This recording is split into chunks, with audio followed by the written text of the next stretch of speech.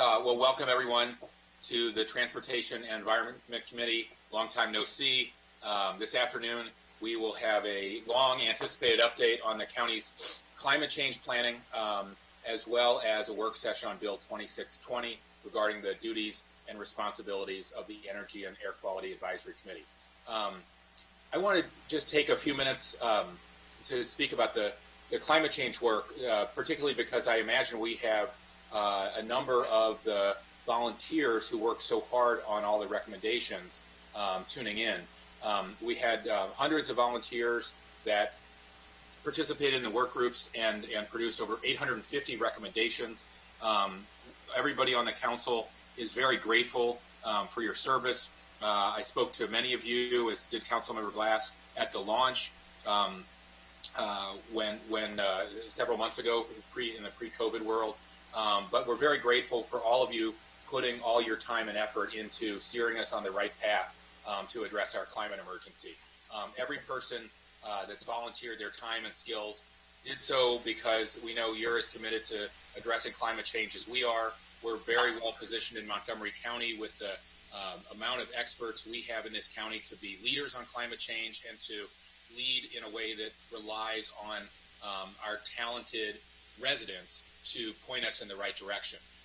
There's a lot of people who will ask, especially these days when we have many other things to focus on, including a global pandemic and a historic recession, as well as all the calls for racial equity, that this is, really a global problem and a problem for the federal government.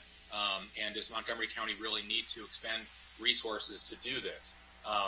But the answer to all those questions, we believe strongly at the county council, is yes, yes, and yes. I know the county executive and his staff agree as well. We can't count on the White House or the Trump administration to address this emergency. We, they have really turned their back on this and driven us backwards by pulling out of the Paris Climate Agreement and scrubbing climate change information from federal documents and even persecuting federal employees who have gone to climate conferences. So we have to lead in Montgomery County. We are taking up the mantle. We're looking forward to it, and we're so grateful to all the residents we have and all the scientists in particular in Montgomery County who are leading us in the right direction. So we're eager to get started and eager to be working with county execs, terrific staff, Director Ortiz and Ms. Hochberg and Ms. Bubar are all here, and many others that I probably can't see. So let me thank you all formally, publicly, and turn it over to Mr. Levchenko to get us started.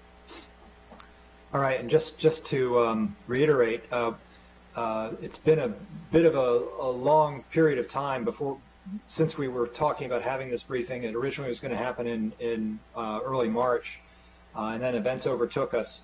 But a lot has been happening anyway with regard to this issue, and Ms. Hochberg and DEP staff can update the committee on the process to date, and it literally is to date. There's been a lot happening in the last month or two, and much continues to happen.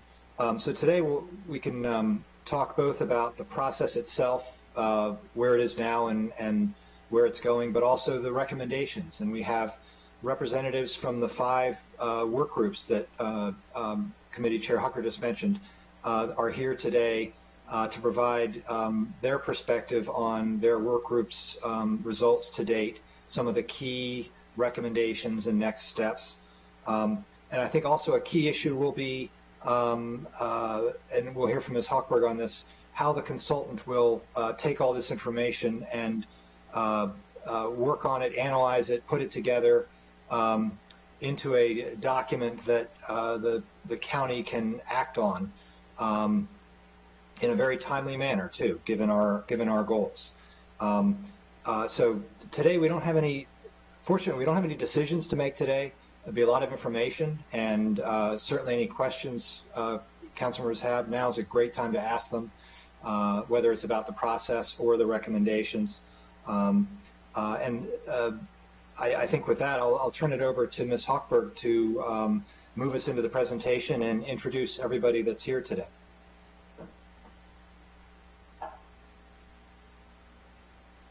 Thank Thank you so much, Keith and council members. I am attempting to share my slide. I hope that is successful right now. Looks great. Awesome. Technology is in my favor today.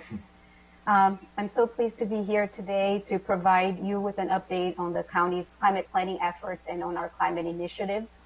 We have an incredible team of staff and interns who are working hard every day and who care deeply about this work. And today I'm joined by 3 members of our climate planning team, DEP Director Adam Ortiz, DEP Deputy Director Patty Bubar, and DEP Manager Stan Edwards. And before I delve into the presentation, I'd like to give the floor to Director Ortiz for some opening remarks. Thank you, Adriana, and members of the committee. It's good to see you all and good to see all of our leaders. We have a lot to cover, so I'm just going to be brief and just wanted to provide a little bit of a framework as we enter into this. Of course, climate has been a major priority of this administration and of the council. And, you're absolutely right, Chairman Hucker. We have to lead. There's nobody else in this moment in time who's going to do it for us. And there's a lot of stars aligned for us here in Montgomery County. We're relatively well resourced. We have a lot of intellectual capacity. We have very able staff, and we have a very, very supportive public and political environment. So we really can't let it get away. One of the things I really want to communicate, and I think folks have a sense of this, is just how comprehensive this planning process is. As we embarked on it, we looked at all the major cities that took up efforts like this, not just in the United States, but in other places. There's a lot of good work that's been done. We didn't necessarily want to duplicate, but we wanted to learn.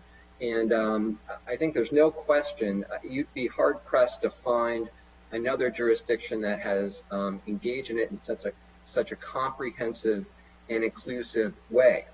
And I think that's a remarkable strength. I mean, we have the grassroots folks, but we have the grass tops. We have the utilities. We have all the departments. We have businesses at the table. And it's not that, we had a listening session. It's that they are part of the process. But part of the danger, and all of us know that, in having a big table is sometimes it slows things down. So we've taken a mentality that we want to generate buy-in, but we don't want to be slow. So if there's things that we can execute and implement right away, we're going to do that, and you'll hear about some of those things in the slide presentation. If there are things that are interesting but not ready for a prime time, we want to take our time and do them right. All of us are familiar with policies or laws or regulations that have been hastily implemented, fall on their face or struggle to get off the ground and then lose public support. So we're not going to say that everything that we do is going to be a home run, but we do want to say that we've launched everything in a thoughtful and strategic way. One of the dangers in moving fast is sometimes you don't think of everything, and sometimes slow, and that you're not doing enough fast enough. So we're doing everything we can to just strike the right balance. We want to be both smart and fast, but sometimes being fast is not always being smart. But that doesn't mean we're not launching things and getting things moving. So we've already left the gate, we're already moving. One of the things that we do want to do at all times is be strategic. So whether it's timing or size, there's some big ideas and big things that we're talking about doing. And when we do them, we want to be strategic and make sure that they're effective. It doesn't mean that there's not lots of small things that we can do that are also effective, that can be strategic. We can't do everything. We have to be selective about it. So while we have all this public support and broad momentum, we also want to be very methodical about it. And the consultant that we've engaged, and you'll hear more about them, has really provided that added value to help us begin to evaluate what truly is strategic, what truly is methodical of all the options of things that we can do. I also want to say, and I'm going to wrap up here, is that the table is big. For long ignored reasons, we're redoubling our efforts on equity and inclusion, and we want to make sure that that nobody's left out. We have a big table here, and we're finding ways to make it even bigger, to make sure that we're talking to everybody here in our county.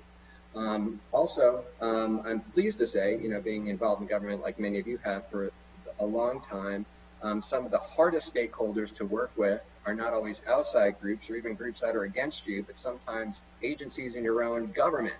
there's a lot of silos. But this process has been really remarkable. All the agencies at the table, not just are at the table, but super smart people, moving programs, moving projects, adding a lot of value, doing deep research, coming to the table. So I know that there's a lot happening. It may seem somewhat amorphous, and I've talked to at least two of you about this process. So I think you're mostly in the loop on the direction. Not everything is going to be perfect, but everything is very thoughtful, and there's a lot of momentum. So we're going to begin the continue the conversation today, but we're on hand to keep iterating, keep learning. This is a big task ahead, but I can't imagine that it could be done any better to this point. So thank you, Adriana. It's good to see everybody. Thank you so much, Adam. So we have a three-part presentation for you today. We'll start with a background on the climate change planning process and the work groups. Then each of the work group reps will provide a summary of their recommendations. And we'll wrap up by discussing next steps, including the consultant phase of planning, continued public engagement, and near-term climate actions. This next slide has been updated from the version that was submitted in your packets. Because late last week, we received the results of the 2018 Greenhouse Gas Emissions Inventory for Montgomery County, which was developed on our behalf by the Council of Governments. So the headline here is that overall emissions are down 19% since 2005, even though our population grew by 13% during this time. So the good news is that we are making progress, have made progress towards meeting our goals. Now we must continue to accelerate the progress because the current pace of emissions reductions is not going to be sufficient to meet our goals.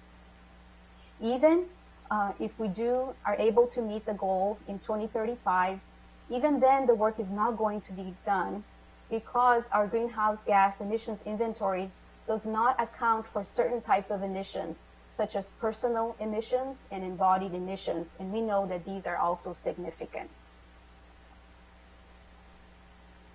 So we know that the climate is changing, but what has happened in Montgomery County so far? Well, we know that it's been getting hotter here and it's been getting wetter. The daily high and low temperatures have been increasing by 0.2 Fahrenheit per decade. And it's also been getting wetter in the county. The number of hours where more than 1 inch of rain has fallen per hour has gone up since 2010. And we've also observed an increased number of significant flood reports since 2010. So with this as background context, let's delve into the planning process. The Climate Action and Resilience Plan, which is currently under development, will be a roadmap to achieve zero greenhouse gas emissions in Montgomery County by 2035. As you can see on this slide, the plan components will include prioritized actions both for reducing greenhouse gas emissions as well as for adapting and becoming more resilient to a changing climate.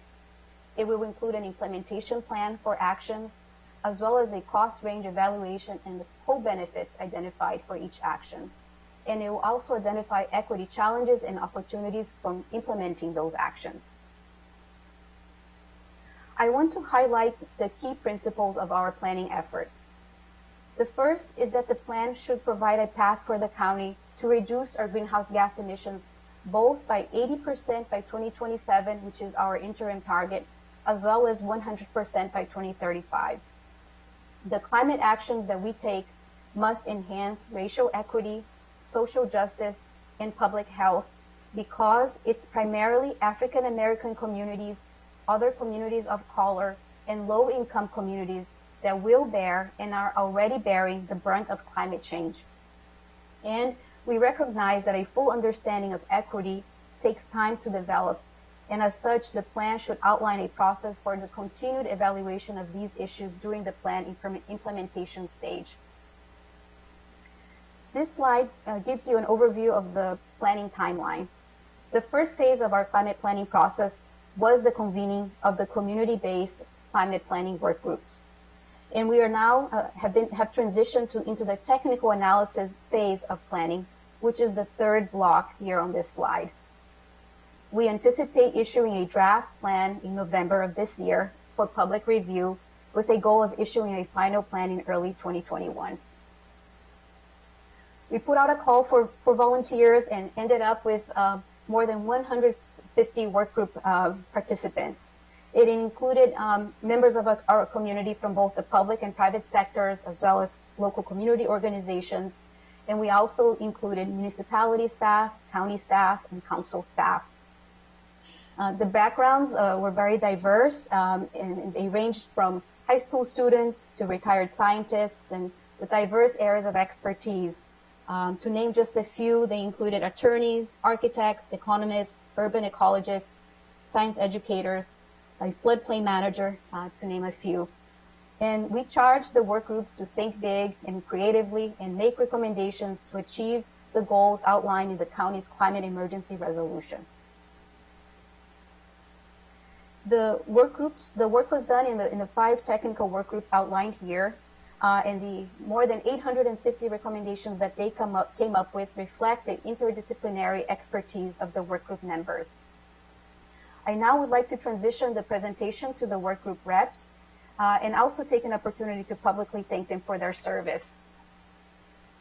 For many of the volunteers, this effort was much more than just attending the workgroup meetings. It also involved research and writing and subgroup efforts. I'd like to introduce all the workgroup members up front, and then they will take turns presenting their slides. From the Clean Energy Workgroup, we have David Blockstein. From the Buildings Workgroup, Michael Friedman. From the Transportation Workgroup, Irene Lane. From the Adaptation side of the Adaptation and Sequestration Workgroup, we have Karen Metches. From the Sequestration side of that workgroup, we have Sylvia Tognetti. And finally, from the Public Engagement and Education Workgroup, we have Nisha Clive. So with that, go ahead, David, the floor is yours. All right, well, good afternoon. And first, I just want to thank all of the committee members and the county staff. It's exciting that everybody is working in the same direction here, and somewhat unique in government. So I'm David Blackstein. I live in Tacoma Park. I have a doctorate in ecology, and I've been working on climate and energy education and policy for about 20 years. The working group that I participated in had diverse representation of people with technical, economic, and policy skills, and so we divided ourselves into a working group, into 3 subgroups on that. So first, you have the recommendations here, but let me start with 5 headlines. So headline number 1 is the importance of a rapid transition to renewable energy and storage of renewable energy. So our working group is focused on the supply side. Secondly, that the goal here should be independence of Montgomery County for fossil fuels, but that is not the same as making Montgomery County energy independent. We're simply just not going to be, at least in the time that's necessary for the climate emergency, to be able to grow everything ourselves here in Montgomery in terms of renewable energy. The third point, the third headline, is that although we're working on supply side, that the supply generation needs to be accompanied by drastic reduction in energy consumption. And that's what our fellow working groups are working on. Fourth headline is that the energy transition needs to be done while protecting the county's ecological resources, including our wetlands, our farms, our forested areas, especially in the agricultural reserve. The fifth headline is that this approach to an energy transformation can and must be done in a way that advances equity, improves health, and improves economic opportunities for all. So as you can see on the slide, Our group had 5 goals.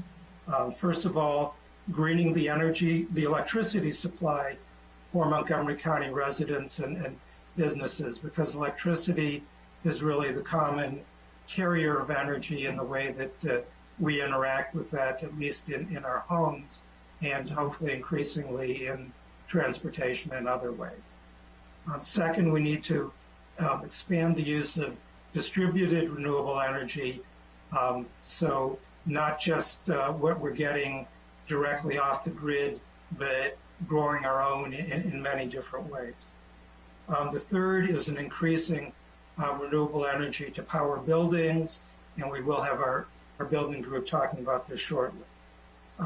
Fourth is increasing economic development for renewable energy.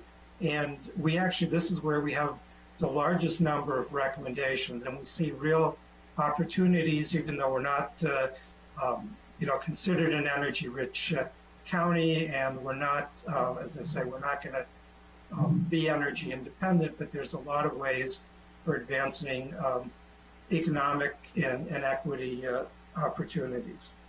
And then the fifth is for dedicated, secure funding, and the recommendations related to funding are sprinkled really throughout the recommendations. Within each of the recommendations, we try to be very organized.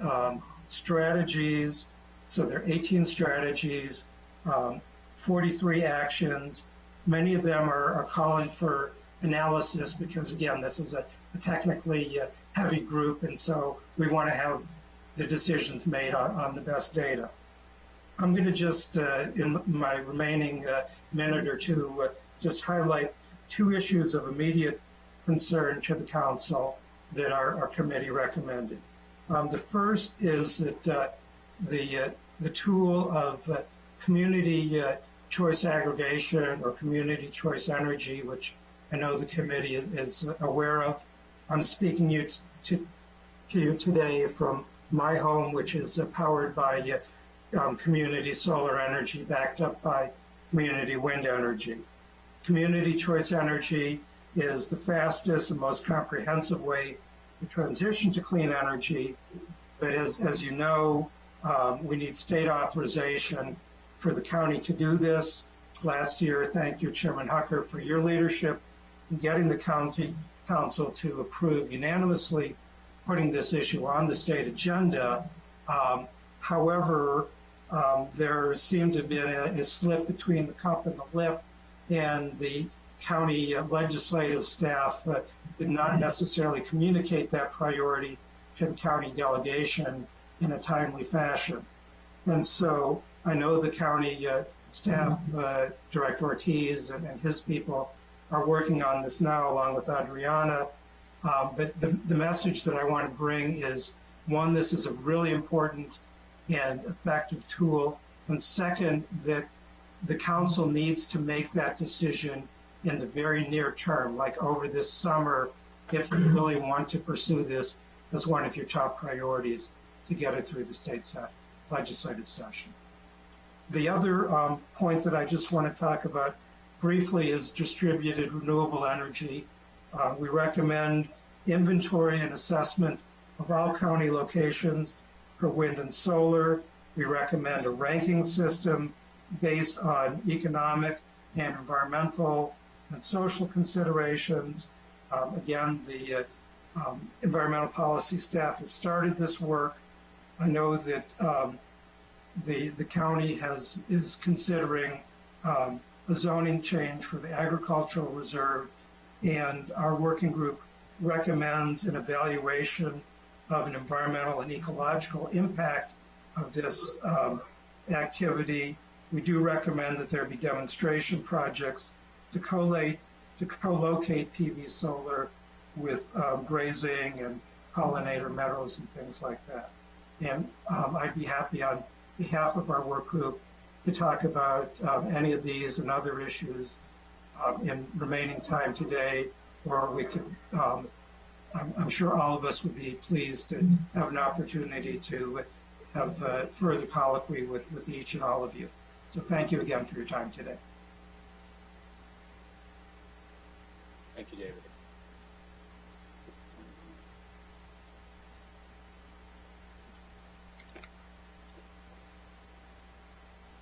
Michael, the floor is yours. Thank you. My name is Michael Friedman, and I will be summarizing some of the highlights of the technical building work group. As you probably know, buildings contribute more than half of the estimated greenhouse gas emissions in the county, with commercial and residential building sectors accounting for about 1/4 of the emissions. It's the heating, cooling, lighting in buildings, and powering our equipment and appliances that account for the majority of emissions. So buildings are especially important in reaching our goals, and existing buildings are key. Because of limited time, I want to focus primarily on the recommendations regarding existing commercial buildings, but I will also briefly identify some additional recommendations to the work group. To be able to reduce emissions, knowledge is the first step. We have to know how much energy is used in buildings, and this is what benchmarking commercial buildings offers. A key work group recommendation was to expand the current benchmarking law to cover smaller buildings, to go down below 50,000 square feet, which is about the size of many grocery stores, and to cover the entire category of multifamily buildings, which are not currently covered by the law. Also, we need to deal with the compliance problem, since a large percentage of moderately sized buildings currently don't submit benchmarking data that they are required to submit.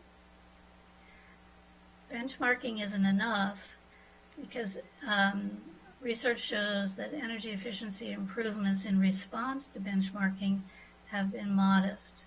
This is why DC, New York City, Washington State, and other jurisdictions are moving to impose building energy performance standards called BEPS for existing buildings. These standards could provide a path to achieving zero emissions in buildings. And DEP has already hosted a series of stakeholder meetings to develop guidance on the kind of standards that could be implemented in Montgomery County.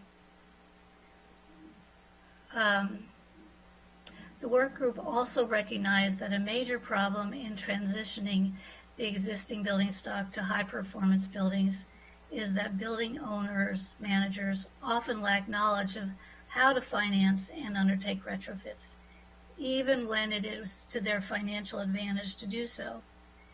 They want unbiased technical and financing advice. Leading cities have recognized this need. New York City has something they call the Retrofit Accelerator to provide free, personalized advisory services to help streamline making energy efficiency improvements. And DC is in the process of developing a high-performance building hub to provide the same kind of unbiased guidance, and that could potentially cover Montgomery County as well. Workplace development initiatives are also critical. In addition to making improvements, we have to maintain the improvements. Even if a building is operating as intended on day one, its efficiency can substantially deteriorate over as few as 3 years unless building engineers have the training to maintain optimal systems. Now shifting to residential buildings, a key recommendation of the group involved requiring home sellers to disclose information about a home's energy efficiency when marketing that home to encourage both the seller and the buyer to improve their homes.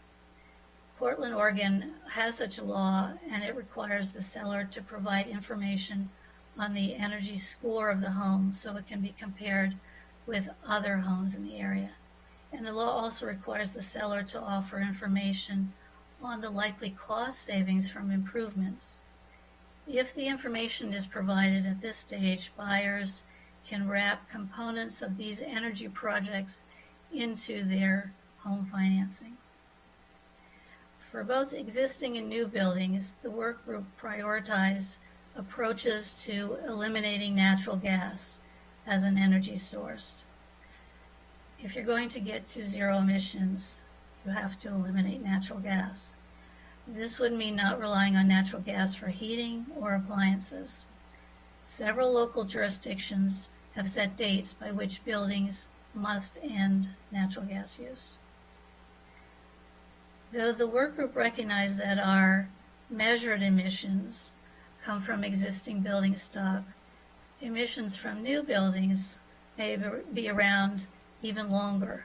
The faster we require extremely high performance in new buildings, net zero buildings, the more we reduce the future stream of additional emissions.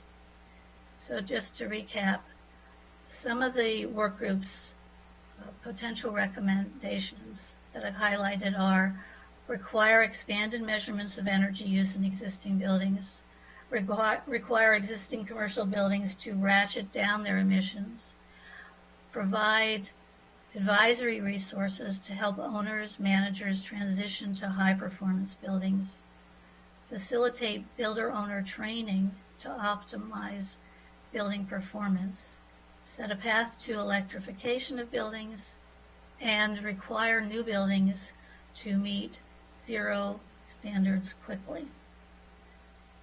And I would be happy to answer any questions.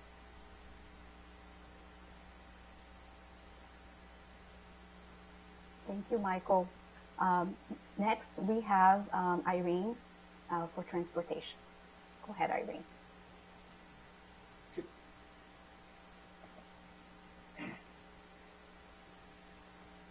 Irene, you're muted.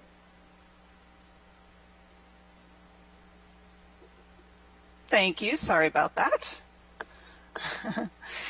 Good afternoon. My name is Irene Lane, and I'm pleased to be speaking to you on behalf of the Transportation Technical Working Group.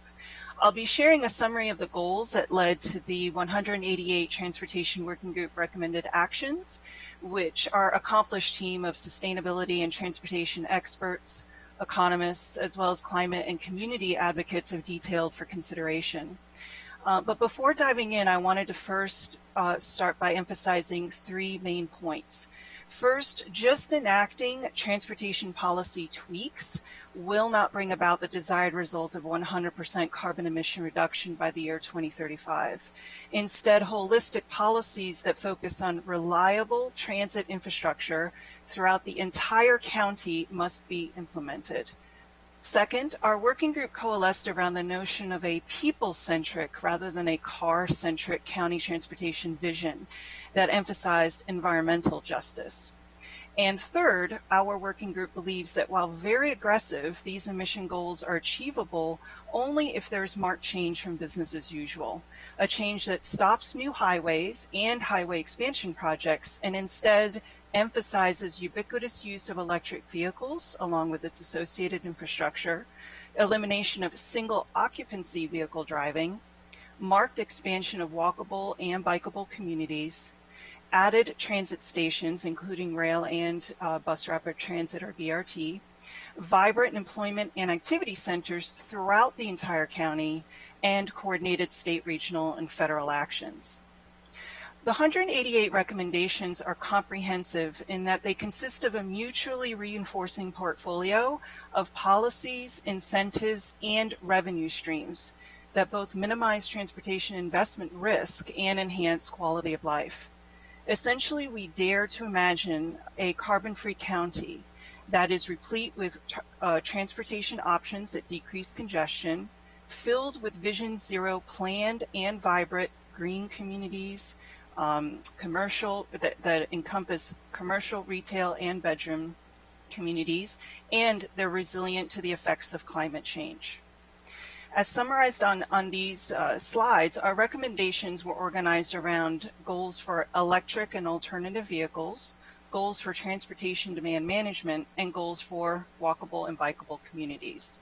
The 28 goals for electric and alternative vehicles include accelerating the decommissioning of ICE or internal combustion engine vehicles while incentivizing the purchase of electric vehicles, increasing access to public charging stations at residences and businesses, ensuring the electrification of multi-passenger vehicles, school buses, and rideshare vehicles, along with working with state officials to follow perhaps California's lead to ensure the electrification of commercial trucks, and or regional incentives like the 12-state TCI or the Transportation and Climate Initiatives here on the Eastern Seaboard.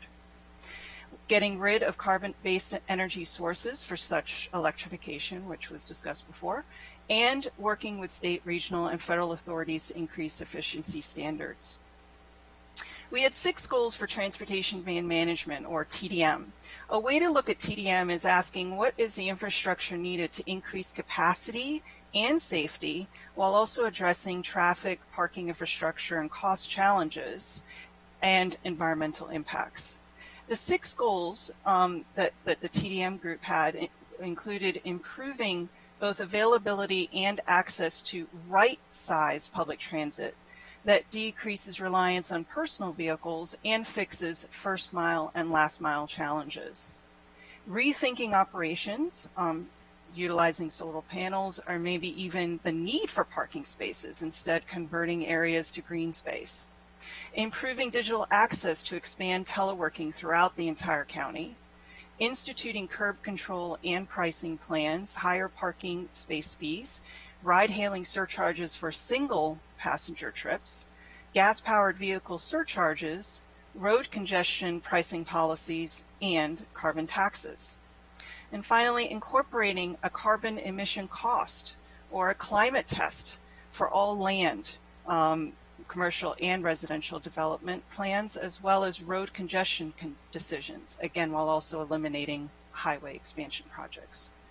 Finally, we had 6 goals for the walkable and bikeable communities, including prioritizing the implementation of bicycle and pedestrian master plans, incorporating pedestrian-only urban centers, and increasing access to non-motorized personal mobility transportation options, such as dockless scooters. These recommendations all were coupled with initial data analyses and showed by expanding infrastructure and prioritizing people, reliability, and safety, a drastic carbon emission reduction will result. Finally, we asked to consider appointing perhaps a climate advisory board that would assist the county council and county administration as they address and implement the complete communities described in the Thrive Montgomery 2050 plan. By working together and keeping focused on economic and environmental resiliency, we can continue to be a county that provides inspiration to the entire nation. Thank you. Thank you, Irene. Now we have Karen Netjes. Great. Thank you, Adriana and Adam and Councilmember Hucker. Thank you for acknowledging how important this issue is, adaptation and resilience. I want to stress 3 main points. The first is that this is about hotter temperatures, but it's not just that. It's also about water being too much, too little, wrong time, wrong place, and the effects of temperature plus the changing precipitation patterns that combine into the many risks to health, our homes, our environment, and the economy. Secondly, we need to understand how the county is at risk. The new temperature and hydrological regime forces us to rethink how we manage our built environment and our natural systems, and how to prepare for the emerging health and economic risks. And third, resilience requires a whole of government approach from the bottom up. We believe that most of these actions can be taken using existing programs under existing authorities, but it will also require some new thinking for long-term strategies. Our recommendations provide a way to think about these impacts and what's necessarily different from business as usual as we pivot toward the future. And also let me preface this by saying that there are many co-benefits between the adaptation recommendations and especially the sequestration group that Sylvia is going to be talking about next. But there's also co-benefits between adaptation and the other mitigation activities. So although we're presenting these separately, they really must be considered together. So we have 9 goals, and I think we have somewhere upwards of 300 recommendations, just our group alone. So first of all, goal one is to prioritize the most vulnerable, and I'm very pleased to hear all the activities that the county is doing in this regard. We all know that the most at risk are those that are economically disadvantaged, elderly, children, people with medical conditions. But while we're targeting strategies to address their vulnerability, there's also the risk of increasing less equity or decreasing equity. So we need to be careful and think about those two things in tandem. And in terms of this population, we especially prioritize health risk, and I'll be talking about these throughout the other goals. Goal 2 addresses higher summer temperature, which is the most predictable impact of climate change in both the average and extreme. In fact, it's the major cause of death and hospitalization due to climate change. Our strategies focus on understanding where the hot spots are. We need more information to understand that. We need to recognize the importance of our tree canopy for cooling, including in the most vulnerable communities who tend to lack tree cover, often due to historic redlining. And we need to set standards for new buildings, but we also need to set standards and incentivize the private sector to implement cooling strategies. Our third goal is addressing more intense rainstorms. Annual precipitation has become more variable. We all know that the intense rainfalls have become larger and more frequent. Unfortunately, we can't show you slides of photos of just this past July of 2019 with a lot of flooding and damage. When combined with widespread impervious surfaces, runoff overwhelms the capacity of our stormwater and drainage systems, flooding our roads and homes and businesses.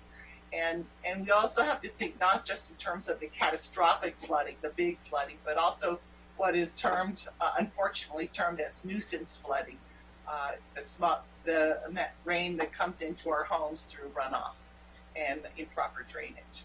So our recommendations include analysis of the combined impacts of imperviousness with the changing rainfall patterns, adopting requirements for all new development, and again, incentivizing the retrofits on existing, and importantly, understanding the risk to our public infrastructure. And I'll be addressing this more in a later recommendation.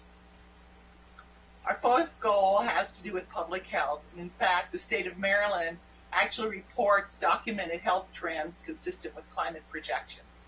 We emphasize the increases in asthma due to reduced air quality, as well as increasing mold in basements, heart attacks and respiratory illness from higher heat, as well as illness from food, water, and disease vectors. We think that the key to this is an aggressive public education campaign so people understand their risks and how to protect themselves. We also stress the importance of fully implementing the existing, very excellent, the county hazard mitigation strategy, which we used very extensively in our deliberations. The one flaw in that we could see is that while it acknowledged the changing climate, it is based primarily on historic observations, so it needs to be updated looking at climate trends. But it's not just about that strategy. It has to be part of the whole of government. Our goal 5 has to do with our drinking water supplies, and consistent with studies including with the Interstate Council on the Potomac River Basin, even a moderate drought could cause mandatory water restrictions. And while, as you know, WSSC is working to address risks to our supply, including improving redundancy to improve resilience to water shortages, we also can do a lot to protect the potability of our source water and reduce nutrient runoffs that causes harmful algal blooms in surface water, which is very difficult to treat. On the next slide, our 6th goal addresses ecosystems and agriculture. We know that our natural resources are already stressed. Even the productivity of the agricultural reserve is being affected. So we recommend ways to protect our natural areas while managing the migration of species. So we need to help the beneficial species to migrate, and we need to manage invasive species. We emphasize that even the agricultural practices need to adapt and recognize the importance of the ag reserve as a resilient strategy. It'll grow as we've seen under COVID. A lot of the supply chains are disrupted, so the ag reserve actually helps to provide a buffer on disruption of the food chain. And I have to comment that despite the good intentions of the mitigation work group about placing solar around the ag reserve, while I'm not an expert on this subject, there were many experts on our work groups that have serious concerns about the implications of putting solar on the ag reserve. So we also caution to do improved analysis there. On goal 7, on the economy, and unfortunately we ran out of time to address this issue. It's really important that we manage our business and economy to be resilient to disruptions. We can support business investment in the emerging green economy, take advantage of the inevitable migration of people away from more vulnerable areas. But we need to find ways to finance and incentivize adaptation. And I understand the county's putting together a budget work group, and I hope that adaptation financing will be part of that. Goal 8 has to do with public engagement and public education. And as was noted, we're fortunate in Montgomery County. Almost 3/4 of people here accept the climate issue. It's much more than the national average. But until recently, most Americans misunderstand the impacts of climate change.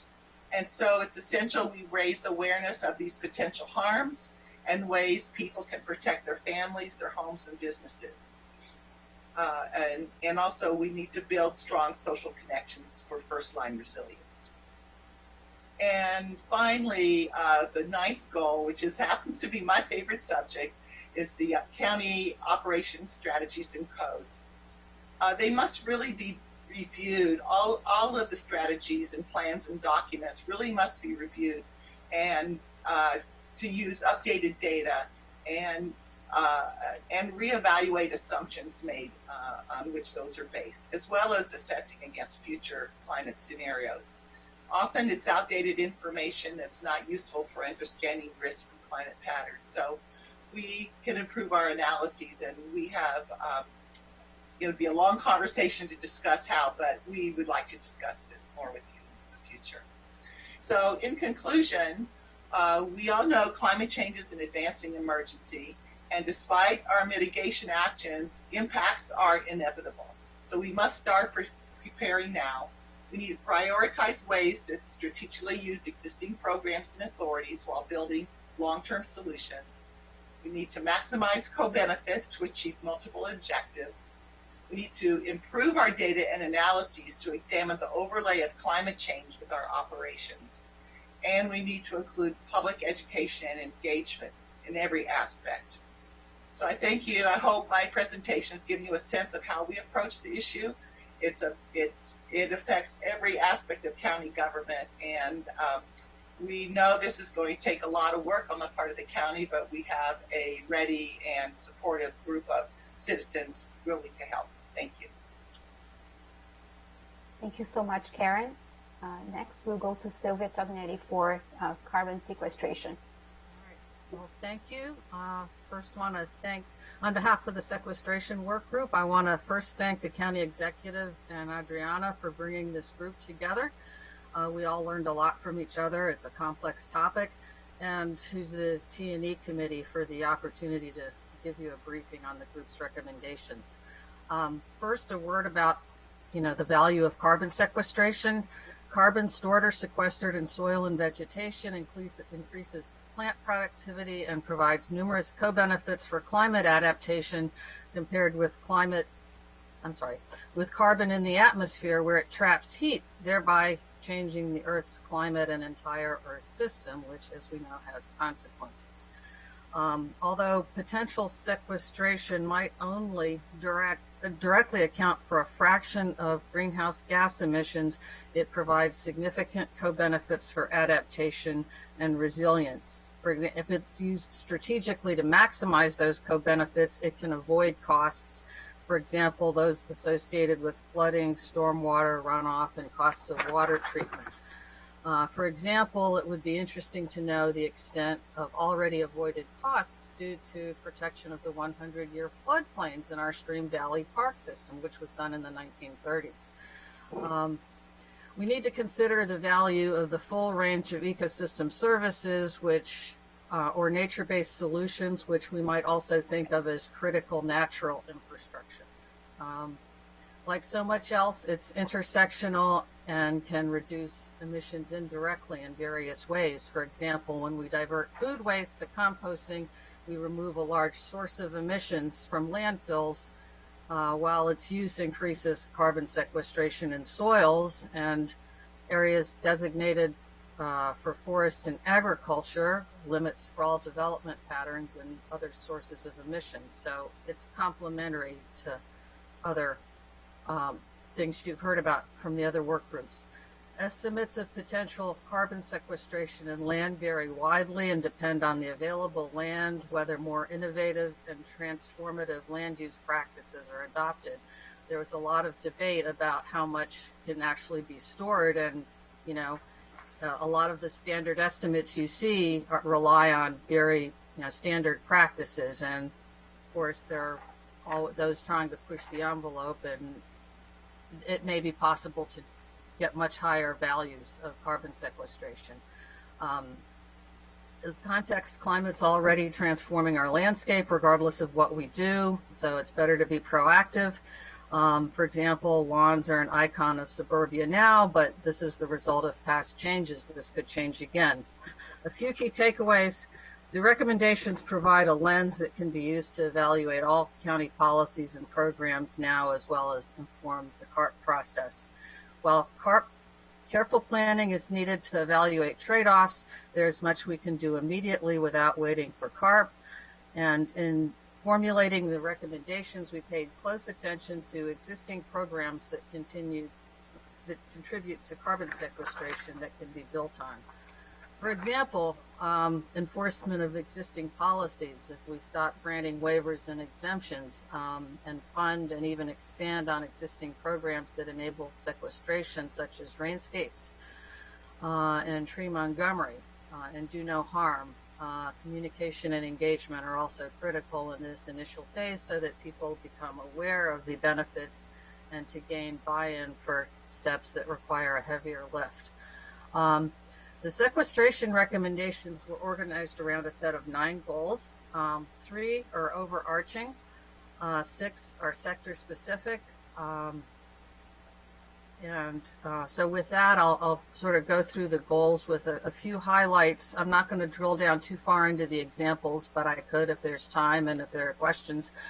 The first goal is strengthen land use policies to provide a foundation for maximizing carbon sequestration and increasing resilience. Montgomery County has a legacy as a national leader in innovative land use policies that we need to protect, strengthen, and build on. And I mentioned the Stream Valley Park system already, and it has already avoided or reduced flood damage costs. But with the increase in heavy storms and development patterns, we're not even sure where the current boundaries of the 100-year floodplains are. The establishment of the agricultural reserve also protects source water areas. Montgomery County pioneered the use of transferable development rights to protect the ag reserve, which is threatened by 1,000 cuts or exemptions to the rules.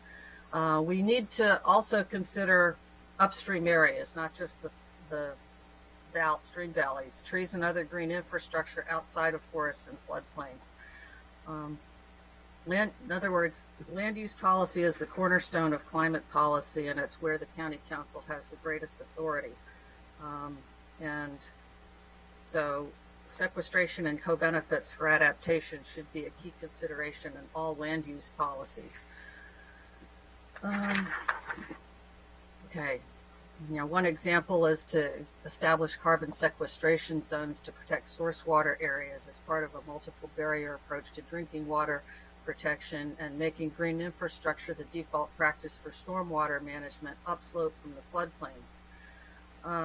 The second goal, accelerate the implementation of carbon sequestration strategies using nature-based climate solutions across all county programs and policies. An explicit integration is still needed of nature-based solutions and recognition of the many co-benefits of these solutions into all sectors and programs in order to evaluate high, medium, and low priority actions. And again, this goes across all county programs, and we, drilled down, and this includes everything from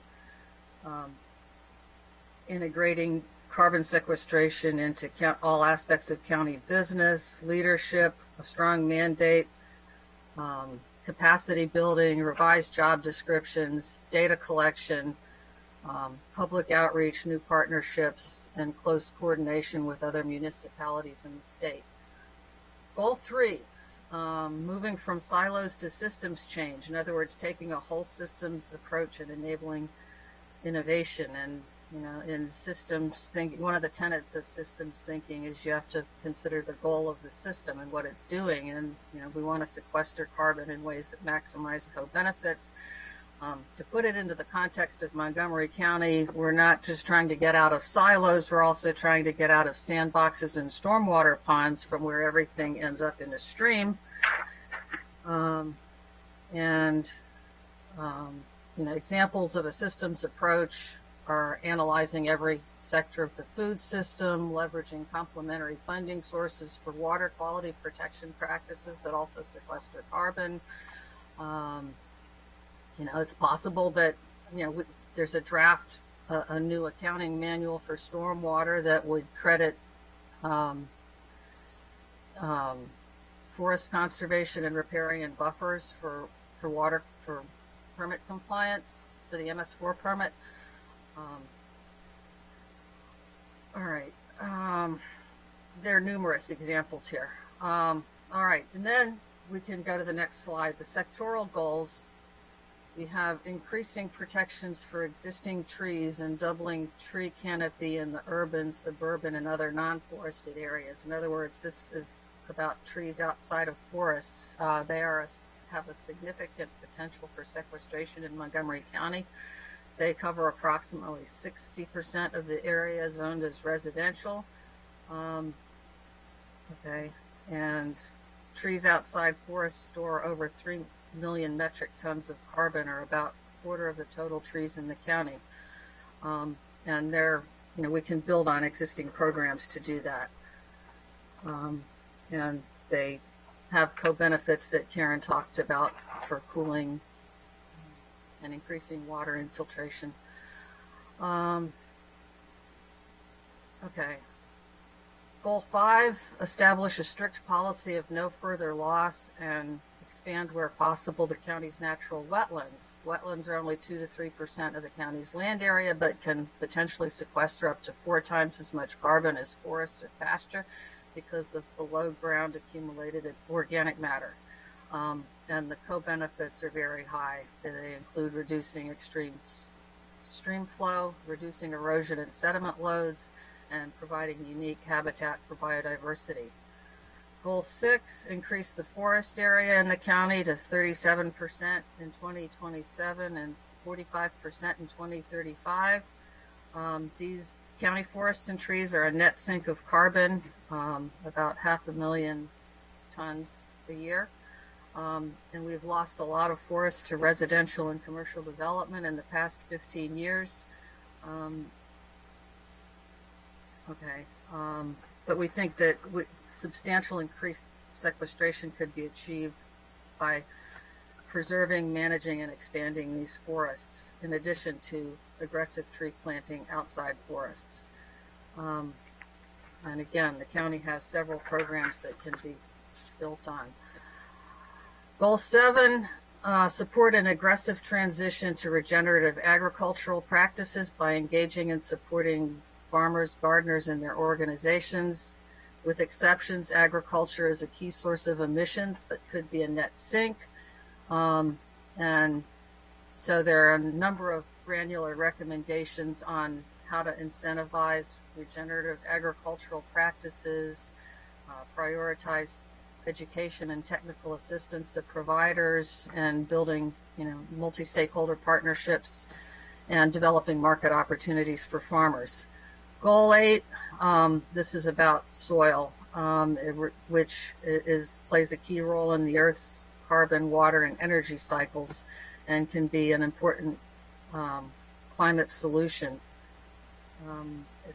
Much more carbon is stored in soil than in the atmosphere, and poor soils due to land use history over the past 200 years or so suggests there is great potential to increase carbon storage in soil.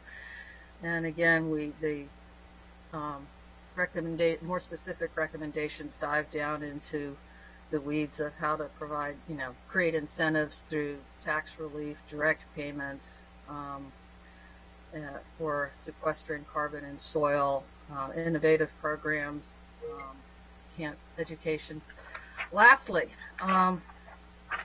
goal 9, close the loop by establishing a county-wide food and other organic waste compost system for government, commercial, and residential buildings to reach a maximum of 70% diversion and increase the use of compost for improving soil, carbon, and health. This section has the most granular recommendations because we had the benefit of Susan Eisendrath's participation, and she was able to draw on previous reports by other entities that she would like to see implemented. And I think I will leave it at that. It has a lot of co-benefits and reduces emissions. We all, the work group brought together people with a wide variety of expertise. We all intend to stay engaged. We're available to provide more in-depth briefing on any issues of special interest to the council. Thank you, Sylvia. Sylvia. All right. Next, we'll hear from Misha Clive from the Public Engagement Work Group. Go ahead, Misha. Hi, can you hear me? Yes. Great. Hi, my name is Misha. My pronouns are they, them. I'm going to stay off camera because I'm recovering from something that is not coronavirus. I'm thankful to say that it's now easy to get a test in MoCo, so I can say that for sure. So thanks for bearing with me. So I'm going to share recommendations from our Public Engagement Work Group, which encompass a number of areas of importance to how we can drive forward the CARP. And first, I wanted to say how glad I am to see that the consultants that the county has chosen to work with are demonstrating a deep bench of experience on equity, because our work group really wants to see equity centered in the CARP and specifically racial equity. So we organized into subgroups to produce our recommendations, and that included one group to focus on racial equity and partnerships while bringing this lens to all of our work. But I want to recognize that the whole work group that we were with was largely a white group, and it's critically important that we bring more voices of color into this process. So I am going to speak more in depth about the specific racial equity and partnership recommendations we have, but I'm going to start off here by sharing the recommendations from our subgroup that was focused on communications and how we want to message the goals of the CARP and engage our broad community in being part of the climate action and resilience, so in being part of CARP. I'm just going to keep saying CARP because it's an easy acronym. And we really want to recommend that the county focus on a health frame. So by a health frame, we feel that through the lens of health, that's going to be the most broadly relatable frame to really engage people on just the fundamental issue of health and health equity that is at the heart of having an effective CARP for the county. So this means using evidence-based messaging. So that's more persuasive than using kind of generic environmentally inspiring messages or political frames, but to really base this on how how we can actually drive improvements in people's health and the outcomes in their quality of life through advancing a CARB. We can apply the frame of health as a core message to mitigation and adaptation efforts. And the message of health connects with the concerns that residents have about their own health, the health of their families, and the legacy of their future generations. Are their kids and their grandkids and the generations to come going to grow in a world that is more healthy and thriving with a better outcome for their own lives or not? So we are advising that the communications core of this plan drives towards messaging that's based on health at its core and implement tailored strategies for all the different stakeholders. So it's critically important to not just have a core message at the center that we believe is most relevant and will be most impactful to all of our communities in the county, but to execute that through a lens of what is really going to meet people in our communities where it resonates with their own communities and their own values and interests. So we want to advance the message that climate solutions are health solutions. And there's a couple of examples here on this slide and a number of specific recommendations within the list of all of our recommendations on executing this. But this integrates with proposals from our student groups on how we can get these messages out to our communities through partnership with our schools and potential ambassador programs in our neighborhood networks, and through a deep partnership with all of our current community organizations and identity-centered organizations, and I'll speak to that a little bit more on a later slide. So we can move to the next slide.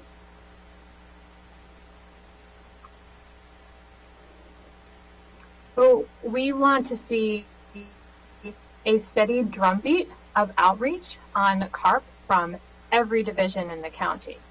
And I will speak more to that core message of moving from silos to systems change, but this is really about making sure that this drumbeat is coming from every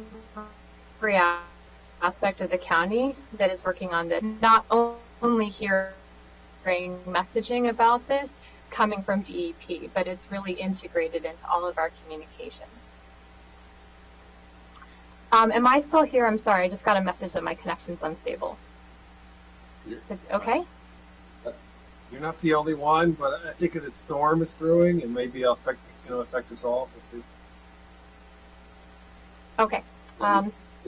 So hopefully my connection will stay.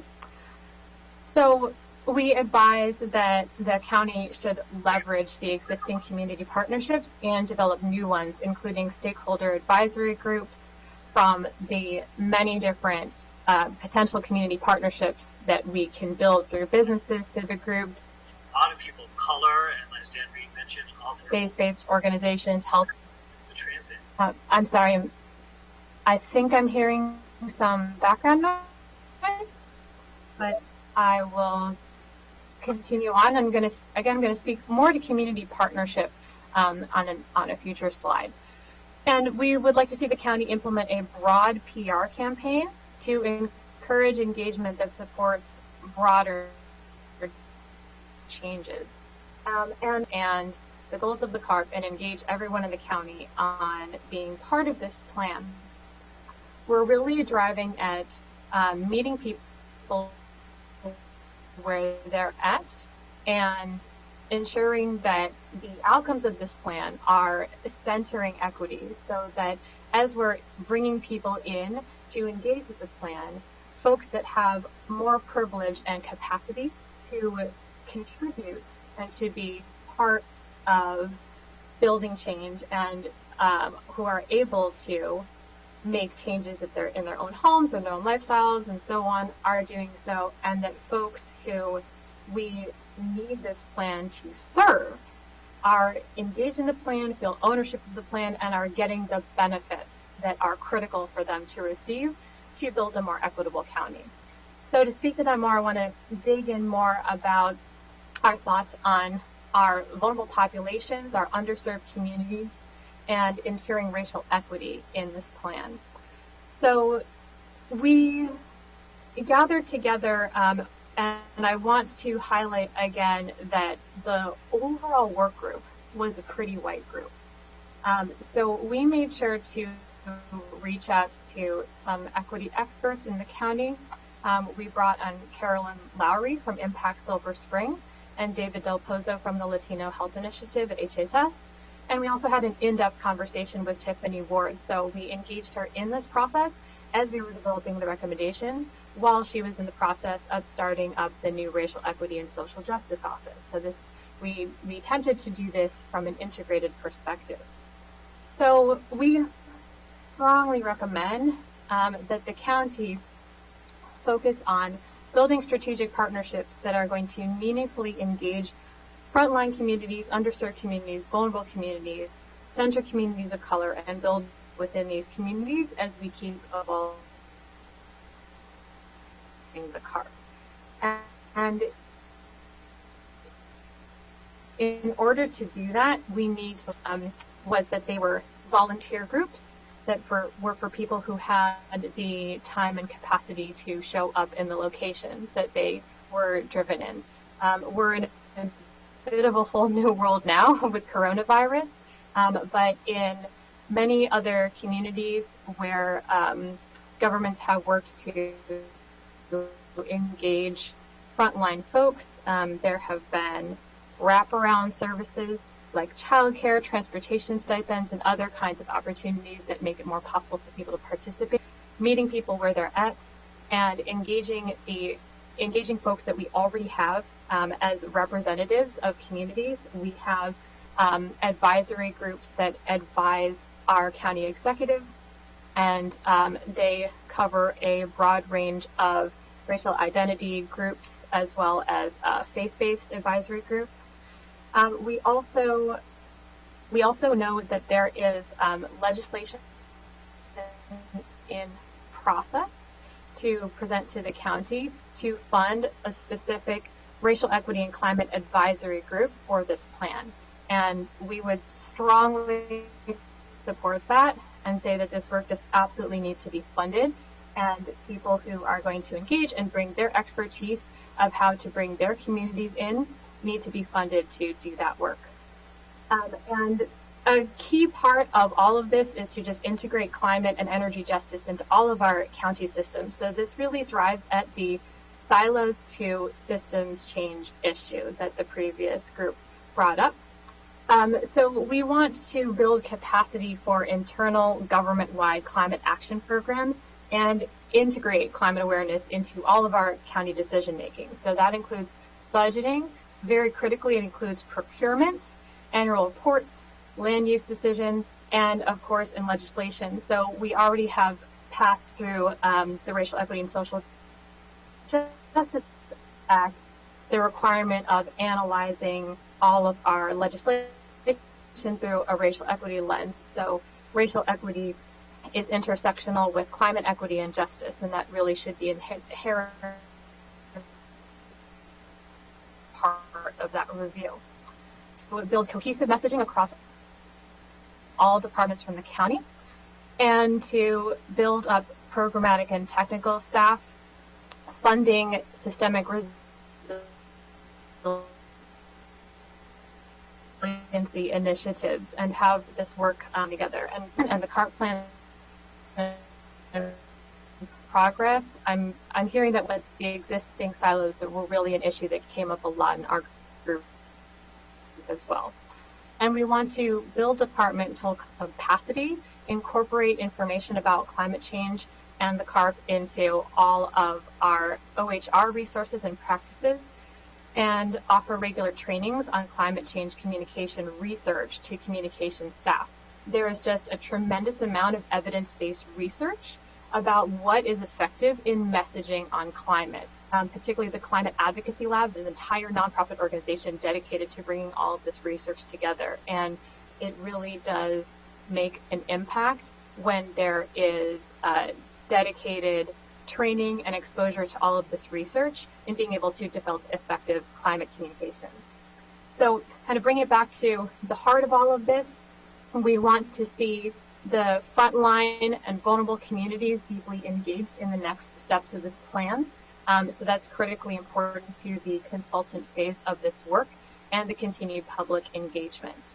And in terms of near-term action, so I did highlight that funding the Racial Equity and Climate Advisory Group through passing legislation that will fund it would be a critical next step to make sure that we can continue to deepen engagement in building this plan. So I think that I have covered everything. Our group produced a ton of those recommendations, and I know that there were over 800 altogether from all of our groups. So if I missed anything, I am happy to try to follow up on that. But thank you all very much. Thank you so much, Misha, and to all the workgroup reps. I understand we have just a few minutes available to us for the wrap-up, so I'll cede most of those leftover minutes to Stan, and then I'll just take 1 minute at the very end. So go ahead, Stan. I'll give you the floor to talk about where we are with the consultant phase. Thanks, Adriana. I'll go quickly here. We went through a robust procurement process in a very quick time frame to procure a consultant to help us sort through these 850 plus recommendations.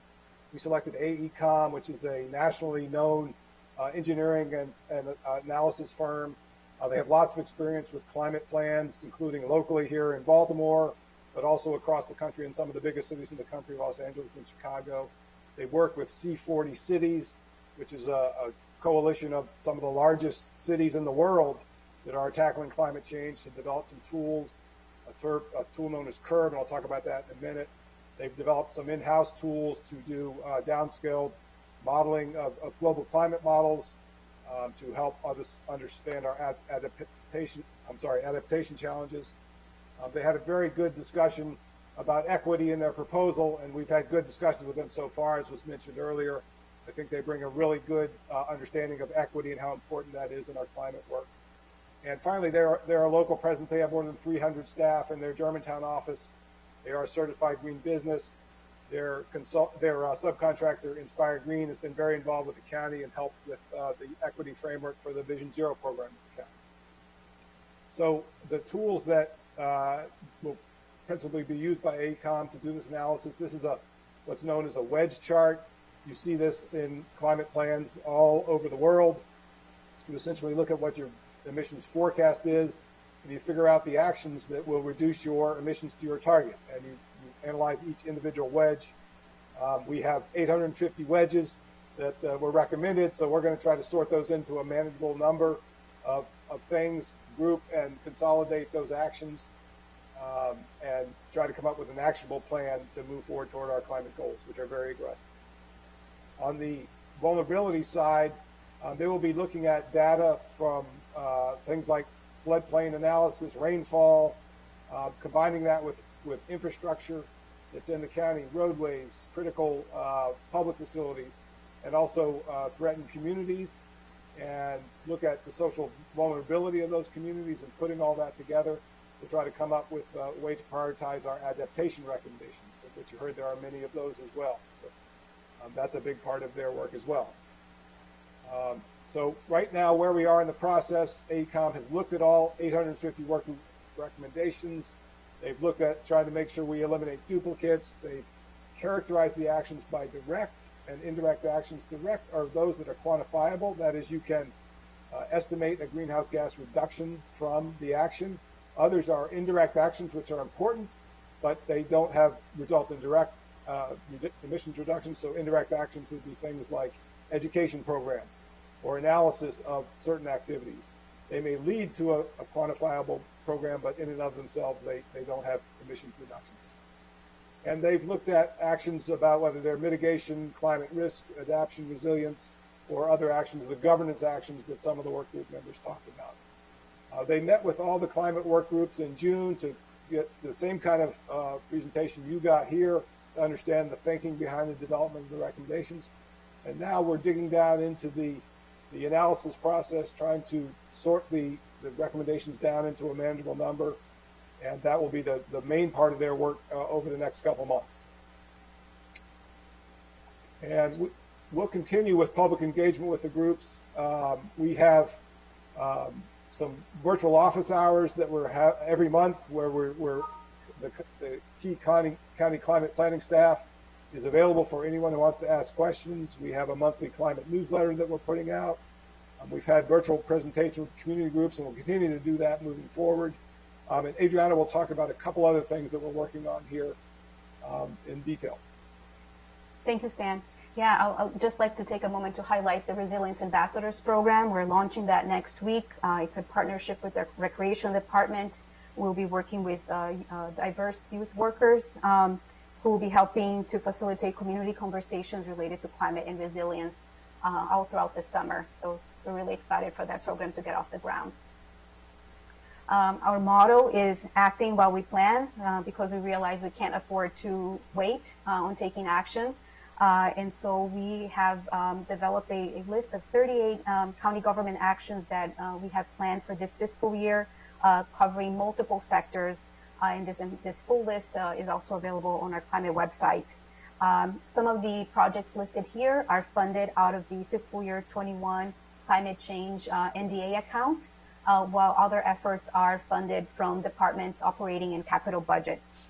I'd like to just focus on the last bullet here on this slide, which refers to climate change workshops, a climate change awareness survey, and online learning modules on climate change that we're making available for county staff.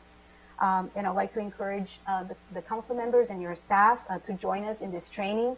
There is a series that begins next Monday, the 13th, and we still have some room available for more registrants. So that concludes our presentation. I'd like to thank you again for this opportunity and hope that you will invite us back later this year to brief you on the draft plan. We'll certainly invite you back. This is very, very helpful, Ms. Hochberg. Thank you. Let me just check with my colleagues. I will tell you, I have a hard stop at 4:15. Hans or Evan, do you have any other restrictions like that? That's a good one for me too. Is it? Yeah, okay. I can go to 4:15.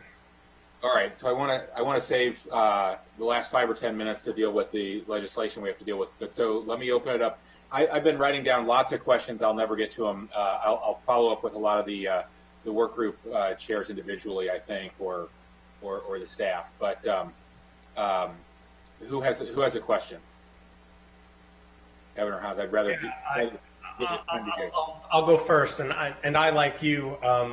We're taking lots of different notes, and so I just want to thank everybody for the really thorough deep dive that you provided us over the last 90 minutes or so. I'm glad we have the slides that we can go back, but as Chairman Hucker said, he and I were at the presentation at United Therapeutics when you all made some of these presentations and shared with us the hundreds of recommendations, and I know this is really the first bite at that apple, sinking our teeth into the hard work that you've done. And so while we don't have the time now to go into all of them, we'll do our best in 3 minutes or less for me. One particular question that I have that I think is intriguing, and I'm not sure who to direct it to, but when we're talking about carbon sequestration and trying to use our land as best we can, I know that California, they have the Healthy Soil program where they incentivize organic farming techniques like composting, so that we can sequester the carbon, put it back into the soil, and there they've been able to sequester 80 tons of CO2, which is my understanding the equivalent of about taking 16,000 cars off the road. And so we're having lots of conversations about how to utilize our property here in Montgomery County, our valuable commodity, and Councilmember Reamer and I, 2 hours ago, were at the Forest Glen Metro talking about his legislation to build more housing and support more housing at our metros, transit-oriented development, which I think is a very good use of our land use policy. But with regard to the sequestration in soil, I'm curious if that has been looked at and how something like that might work, particularly in the agricultural reserve, which there have been a few different comments through all the presenters about different ideas we all have with regard to that space up there, the 93,000 acres in the ag reserve. So can someone, I guess, pun intended, take a deeper dive, dig a little deeper into the soil use or into the land use and sequestration aspects of possibly the ag reserve? I'd like to give Sylvia the opportunity to weigh in.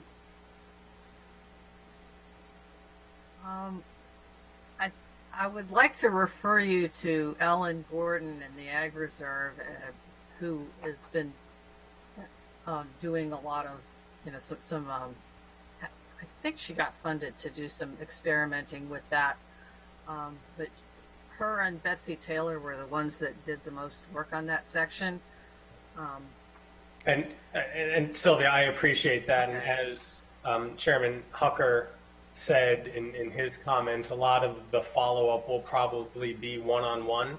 And so I can follow up with you or the other leaders who did some of that work.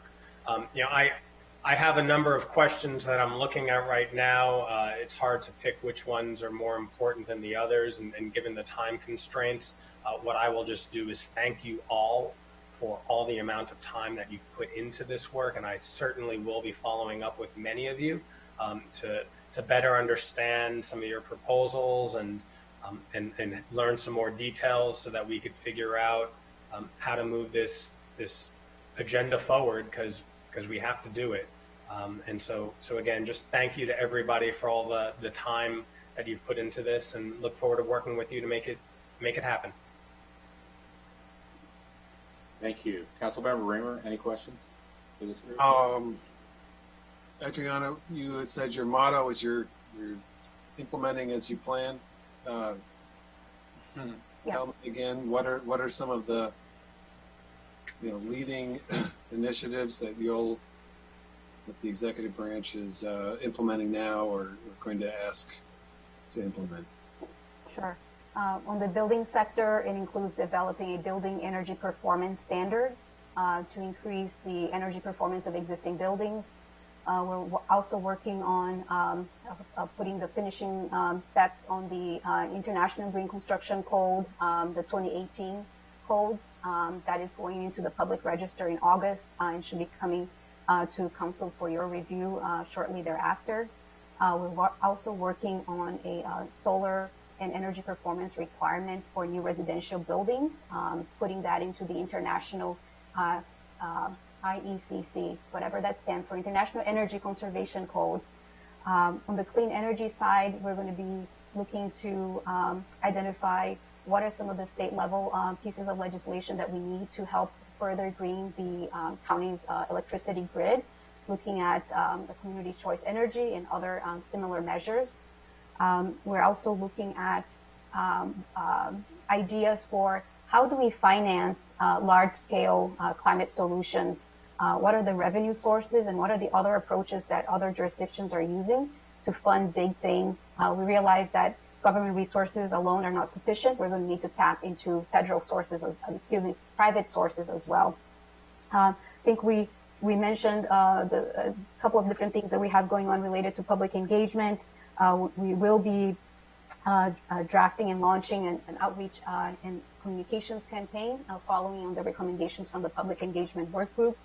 And we have a number of actions related to making county facilities more energy efficient with lighting retrofits, creating a resilience hub at a recreation center, as well as a number of things on the transportation front with the launching of the Route 29 rapid bus service, as well as a number of electric vehicle policies and efforts, including launching a cooperative purchasing mechanism for the community to purchase electric vehicles at a lower cost.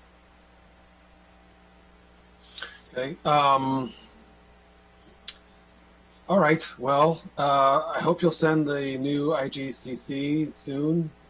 We need that right away. We also need to deal with our green energy tax credit. We have legislation to move that forward that we need to enact. And, I welcome the community participation in the planning. It's great to have such a breadth, but also with a lot of depth in all of these different areas. I wish the executive branch were moving more quickly to put recommendations into their budget, to your budget, or legislation to the council. So that's, we're inviting action, and I did hear a lot of references to the farm solar issue. I don't know if we're going to go into it today. We have an upcoming joint committee hearing. But David, I don't know. You probably won't be at the upcoming. I don't know. You're not going to be a panelist at our upcoming meeting. So, you and I have talked about this. I know you're not supportive of the recommendation or the legislation, the zoning text amendment that is before the council that will. But do you think that farmland is going to have to host solar at scale? I mean, generally, do you think that is the future to green the electrical grid? Is partially large scale, tens of thousands of acres of farmland being used for solar? I don't necessarily think so. I mean, the county is half of the land area of the county is urban right now, and we've barely tapped the potential of that. And then if you look at vertical surfaces in addition to horizontal surfaces like the United Therapeutic building, there is a lot of potential for capture. In terms of the agricultural area, there's a relatively small bit of research and demonstration projects that have been done around the county on how to integrate solar with agricultural operations. And I think from our working group, that's really where we would like to see the emphasis is how can solar enhance agriculture, and how can it be Sylvia and others have talked about the systems approach, and so I think that's the concern is can we do this in a systems way? Understood, but the state, has gone through a planning process where the state has established a framework to green the grid, and the state is saying across the state of Maryland there must be tens of thousands of acres of farmland that will become host to solar at scale. Was that not considered by your group, or? I think that, again, we're trying to start with the science rather than start with the state recommendations, and I know we've had colloquy about this, but there are a lot of ways to get to net zero, and the one thing that isn't being made is land, and so we really have to. I mean, one of the colleagues, I think what Sylvia said, that land policy is climate policy, and I think that we really need to. I don't think we know yet that we need to have that kind of scale operation in land that has other really important values for us. Okay, well, I certainly refer everyone to the state task force, which went through a very thorough, multi-stakeholder process of figuring out how to turn our state grid from which we draw our power into 100% clean renewable, a combination of different sources of energy, and certainly one of them was tens of thousands of acres of farmland across the state. And there, reading that report, it appears that there's no way around that. So the question really is, does Montgomery County believe that we shouldn't have to participate in that, and that it's someone else's problem.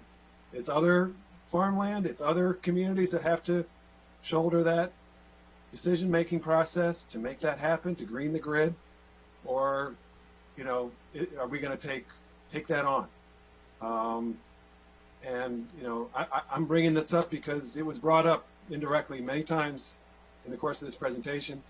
I feel like I just need to say my piece here. But we'll be taking this on. I know it's another day when we take on the zoning change. Yeah, I don't think we'll have time to debate it. We had a very long public hearing in the evening, and the overwhelming bulk of the testimony was in support of the ZTA. And I agree, land use policy is carbon policy, and it's really important to start using our land to solve climate change and not, ag right now is a big generator of carbon, of course. Anyway, we can move on. I hope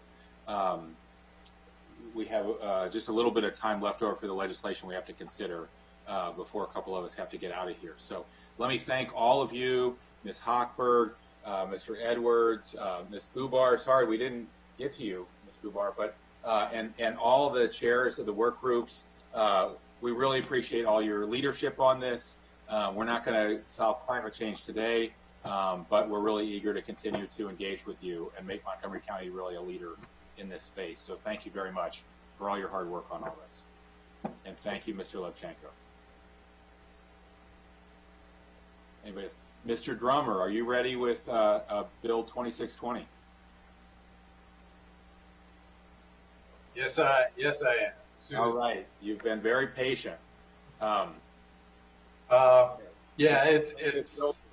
It's a fairly straightforward bill. There's an existing energy conservation and air quality advisory committee. It would add climate change as one of the things they should look at, and change the name of the committee to the Climate, Energy, and Air Quality Committee. There's 15 members. The bill requires the members would stay the same until their term is up. It doesn't change the people. It simply gives them more work to do, more things to look at. With climate change, according to the executive, there are no advisory committees that are currently charged with looking at climate change, and so this was his solution to add it to this committee, which is probably related to what they're doing anyway. Stan Edwards is here from DEP to answer any questions about why we're doing this, but that's what the bill does, and it's pretty straightforward. Hey, Mr. Edwards, anything to add?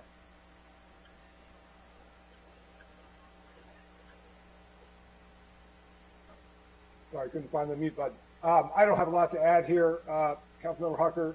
This committee is, as Bob says, has been in existence for a number of years. They advise us on energy and air quality issues. They've had some really important things that they've focused on. The county's radon testing bill, for example, was an idea that came out of that committee. We do not have a climate advisory committee right now. This is an area which these folks that sit on this committee now have a lot of expertise, and in the future we will advertise for people much like the ones you heard here who were part of the work groups in the county. We're blessed with an overwhelming number of people with great expertise. The members of the committee now come from EPA, DOE, the private sector, and just bring a lot of advice and guidance to us, and we run ideas by them. They make suggestions about things we should do, and they're a valuable voice. Terrific. Okay, so we have a staff recommendation. Any objections? Any discussion? Okay. I assume the bill 3-0 in favor, no amendments. I think that's got it. We'll do. All right. It's going for public hearing tomorrow, so pending you hear something horrible, public hearing, obviously, you may want to take it back, but I don't expect that to happen. Mr. Edwards, is there any explanation of why we have 30 work groups or so in the county, I think, right? And we didn't have one on policing, Councilmember Reamer's fixing that, and we didn't have one on climate. It's kind of, those are two big issues. I'm sort of surprised we, in Montgomery County, were left behind. Well, I think we've always used the Energy and Air Quality Advisory Group as a climate group, Okay. but they're not formally in the county code, which established their charge. It didn't include climate, but energy, the intersection between energy and air quality, obviously is very close to climate. So we've used them for consultation on those issues, but this formalizes that process. Right. Consistent with the idea of carbon being a pollutant. Okay. Terrific. Anything else for the good of the order, gentlemen? Okay. I guess with that, we're adjourned. Thank you all so much.